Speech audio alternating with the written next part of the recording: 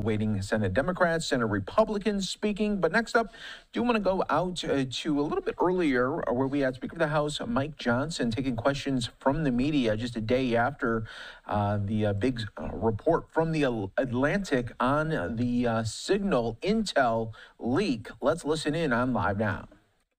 In some cases, they even went to events for their children at school.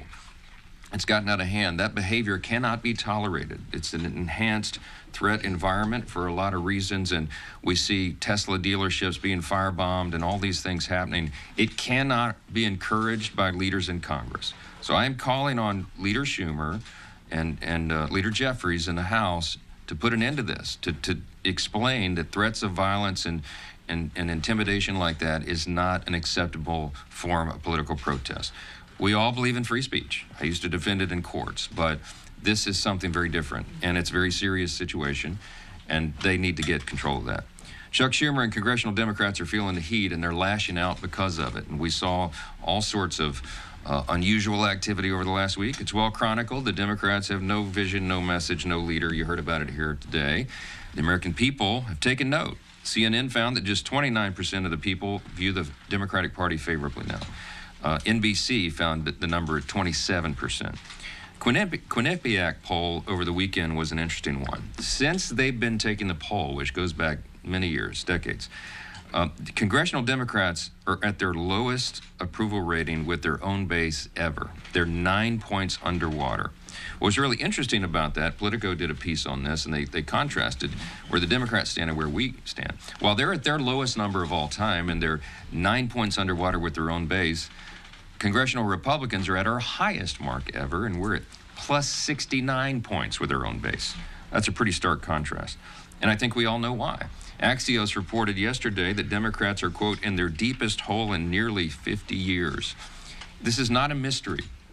Everyone understands what's happening and why.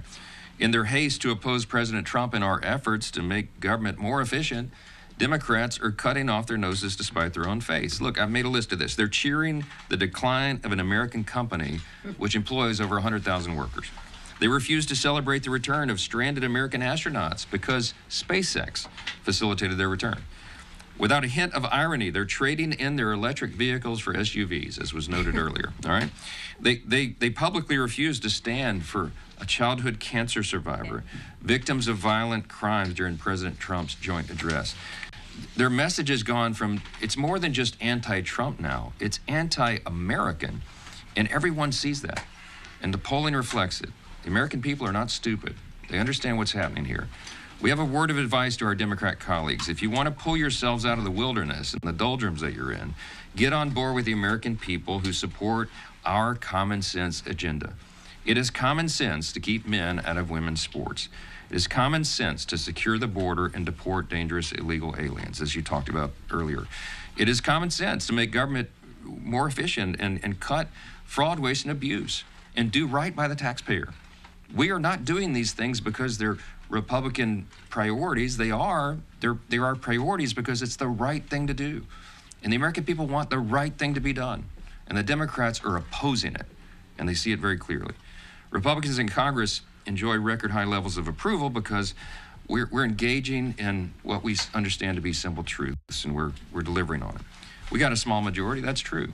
But this House GOP conference has stayed together and stayed laser focused on passing common sense legislation and executing the Trump agenda as quickly as possible. When we stay united, we do right by the people. We look forward to working with Leader Thune and our Senate counterparts to move that budget reconciliation bill. It will be the largest, most consequential piece of legislation in decades, maybe in one of the most in all of the history of Congress. We're excited to deliver that for the people, and we have no time to waste. We've got almost 80 million people that supported President Trump and House Republicans. We all had our largest totals ever. We're going to do what they asked us to do, and we are not going to keep them waiting. And so you're going to see us moving aggressively here and across the country to make sure that happens. So I'll yield some of your questions. You just mentioned the Senate.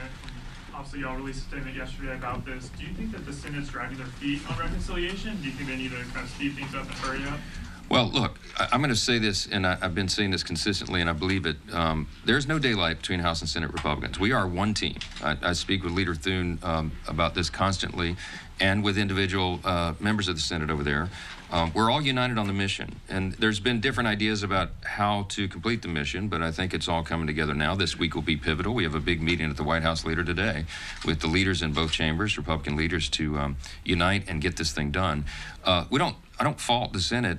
They've had a lot on their plates. They had to get all the confirmations done for the administration. It takes a lot of floor time. Leader Thune's kept them in 5 days a week, just working around the clock, getting their job done.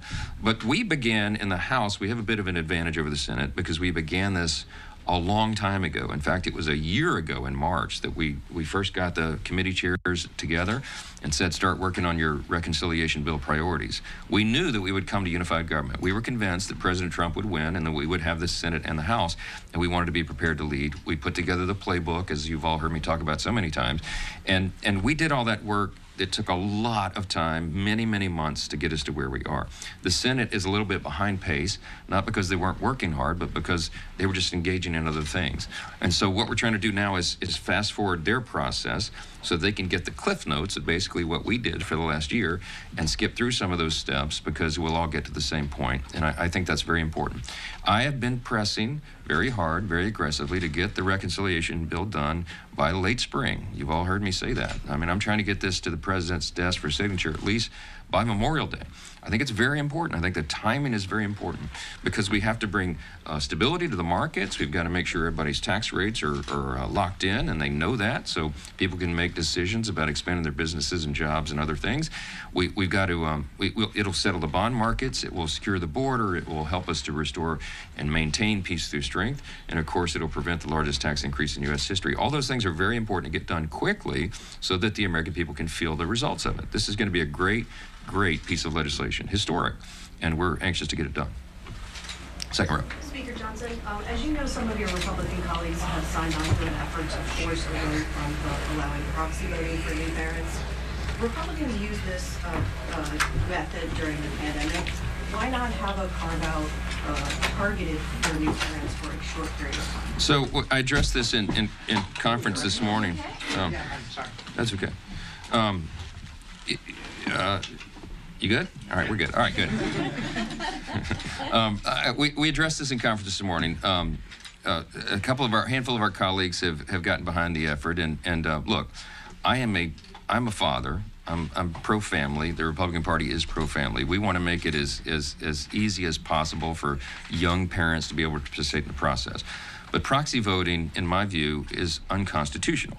In fact, I feel so strongly about it, I helped present a brief to the United States Supreme Court just about 2 years ago, or longer now, all my days run together, years run together, but when Nancy Pelosi invented proxy voting, okay, using COVID as the excuse for that, it took us down a trail that I thought violated the very document that organized us. I don't think it's constitutional. I think the founders intended that you have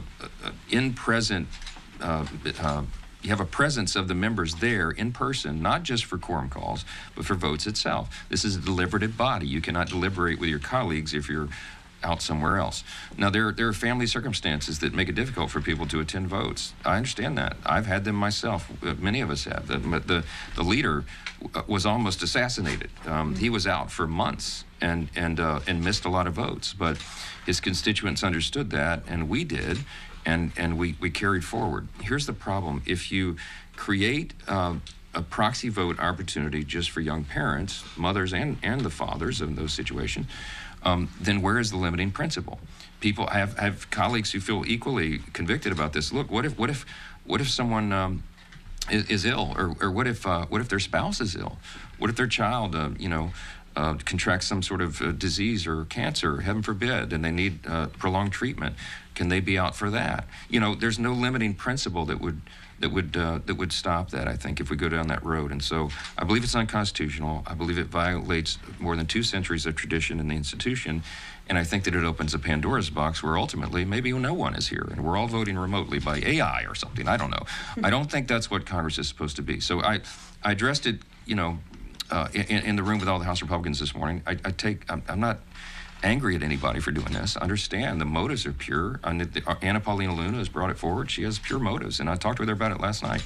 But I just can't, as the leader of this institution and the one who's supposed to protect it, I don't feel like I can get on board with that, and I think I have an opportunity to speak out about it. So, yeah. Last question. Mr. Leader, 2 questions on the same topic. Have you ever engaged in messaging app chats with the Trump administration about national security matters? That includes Signal, whatever, all of those things. And also, I think you know the story, but I'm curious if the Biden administration would have been found out that they were discussing national security attacks on other countries over Signal. I wonder how you would react to that. Well, look, the White House came out with a statement, I think within the last hour. Somebody handed me what they said. They clarified there were no war plans discussed. There was no classified material sent on that thread. The White House counsel is looking into the matter, looking into how this other number was inadvertently added. Obviously, that was a mistake, and a serious one. But I just want to say, I mean, thanks to President Trump and his strong leadership and all the everybody on that group chat, the leaders on that group chat are extraordinary people. I know them all personally. They're patriots. They're doing a great job for the country. And that was a successful mission. I mean, we're taking out Houthi terrorists. That's what the American people expect the administration to do, to restore peace through strength and to act decisively. So, look, they've acknowledged that there was an error, and they're correcting it. And I would have asked the same thing of the Biden administration. I don't think anyone should have lost their job over that because an errant number, found its way onto a dialogue between leaders. It's a mistake, but we got to correct it going forward, and they will. Was the mistake adding the reporter, or was the mistake having a Signal chat about these matters at all? I don't use Signal. I don't know all the parameters of it, so it's not I'm not in a position to determine whether that's appropriate or not. You have to leave that to others. But I would just say, obviously, we got to be careful with these things, and I know that they will. I mean, Mike Waltz is a colleague of mine, former colleague, he was born for the job. He is highly qualified. The president said he has total confidence in him, and we do as well. So, yeah. Last one. Yeah. On judicial impeachments, you've had a lot of resolutions that are in front of you right now. I know your focus is on budget reconciliation. Is your plan to bring up these impeachment resolutions that have been brought forward? And if you do, are you concerned this will stall any progress that you want to make with regards to budget reconciliation? We're working with the Judiciary Committee, which is the appropriate area of jurisdiction for that. I talked to Chairman Jordan this morning about it, and they'll be having a hearing early next week, I believe, to highlight these abuses. Let me just say this, and I know that you all have seen the numbers, but this is a serious problem. I used to be a litigator. I was a constitutional law attorney. I used to litigate all these cases for 20 years. Routinely, I would have activist judges issue opinions against me, and I would go get them overturned on appeal. That is the process. But something is happening right now that has not happened before. In the last 100 years, listen to this, 67% of the injunctions issued against a president were issued against one president alone, and that's Donald J. Trump. 67% of the injunctions over the last 100 years, okay? That's a problem. 92% of those were issued by judges who were known or accused of being partisan, Democrat appointees to the court. So that something that unusual is happening, something that is out of the norm. It is a dangerous trend, and it violates equal justice under law, that critical principle. It violates our system itself. It violates separation of powers when a judge thinks that they can enjoin something that a president is doing that the American people voted for. That is not what the founders intended. So there's a natural tension between the branches of the government, and we're working through that. The Judiciary Committee is looking at alternatives. One of the bills that I really like that's already been through committee was authored by Representative Darrell Issa, and that would limit the scope of federal injunctions, the ability of one individual judge to abuse the system in this way. And it would be, in my view, a dramatic improvement on that. So we'll be moving, I think, that piece of legislation and some others to address it because we have an Article I authority under the Constitution to do that. We do have authority over the federal courts, as you know. We can eliminate an entire district court. We have power funding over the courts and all these other things. But desperate times call for desperate measures, and Congress is going to act. So stay tuned for that. Thank you.